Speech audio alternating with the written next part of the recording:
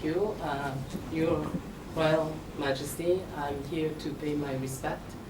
And as traditions demands as well, I have brought some gifts that I would like to present to you. For me, as the representative of Canada, it was important that I come and do a courtesy call with you so that I can reiterate the importance of the relationship between Canada, Ghana, the Ashanti people, you as the leader of the Ashanti people. Can continue? Okay. Okay. I didn't know if I needed to go through the linguist, so that's why. One of the things that I wanted to mention as well is that Canada has a long-standing relationship with Ghana, and that we share many of the priorities that you support. It's important for us to focus on issues that are related to peace and security. When we're talking about education, I know that youth is also something that is very important for you and equally important for us in Canada. And we want to be able to do everything that we can in order to help support the economy and bring some of our technical expertise that can be shared and the knowledge that also can be shared so that can assist the people of Ghana, the people of the Ashanti region to prosper, and that we can continue to work together in that regard.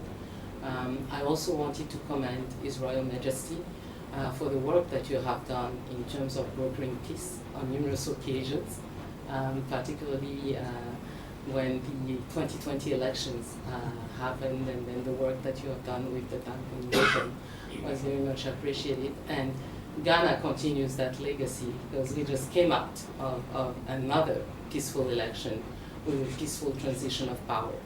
And Ghana is a beacon when it comes to that, not only for the regions, other African countries, but also for the world. So I think that's important.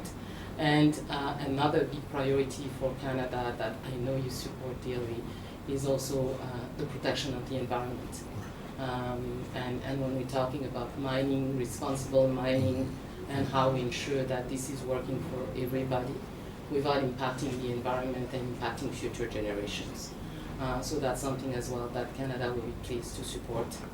And I'm happy to speak further about some of the other elements that we can support you on. Thank you for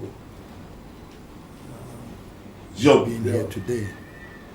And we thank you for making time to pay a courtesy call and then for us to formally know that the Canadian High Commissioner is in Ghana.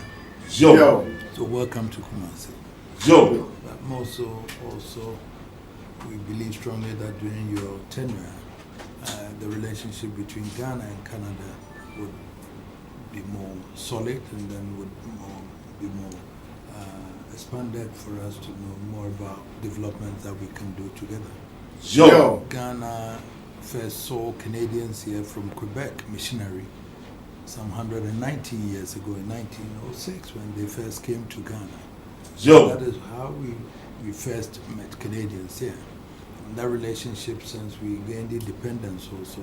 In fact, we were also the first to receive assistance from Canada in sub-Saharan Africa. And we've also received technical support. The Kumasi Technical Institute, for example, was established by the Canadian government. And there are so many other areas that you have supported us in terms of education and then other areas. But further on, I think we have, in fact, you've put in more than about $600 million here into Ghana in terms of assistance that you've done for us. But I think we still need more collaboration. We still do. Canada, well versed in technical education, for example, where we are training our students who, after completion, don't have employment. What do we do with these people? Because we have so many invested, private sector, government investors training out so many people. Is either we collaborate together to identify what courses should be taught in these schools, so that after the education, they will then be self-employed. They can just set up their own employment systems and everything. And so just churning out degrees and all that without them being able to branch out to any employable skills. So I believe strongly that Canada is well versed in that in terms of technical education. And therefore, those are areas that I seek for the collaboration in relation to, now that we have a new minister for education, we would encourage him. And then my university here also, we would want to have collaboration with you in relation to how best we can do even long distance learning. So we can collaborate with Canadian universities in relation to technical education and everything. That would help in the advancement of our students to be able to do that. Environment is one issue that we have. Unfortunately, the era of Galamsey has destroyed most of our water bodies and everything. And we still need technical support and assistance to do that, because we need to be able to claim back all the lands and make sure that our waters and everything are all in good shape for people to consume and everything. Other than that, cocoa agriculture, for example, is also another area that Galamsey has affected. And therefore, these are all areas that we may seek technical assistance from, so that we can then look at the way forward in terms of collaborating to be able to do that. We have the available manpower, but unfortunately, we don't have the know-how in terms of the fiscal space to be able to turn that into agriculture, for example. You train students from the university in agriculture, but what else do we do? The attraction is not there to go to agriculture because we don't have the resources. Private sector is not developing further, and therefore these are areas that, with all due respect, when you're fashioning your policy and you're talking to your government, we may have to look at these areas to see how best you can collaborate with us to be able to advance it. The banks here don't have the capacity to do it. It's more like buying treasury bills and then doing that. So it doesn't advance development. So what can we do to advance development? What can Canada offer in relation to that, so that we can advance the development in terms of productive areas, energy sector, agriculture, and all those things?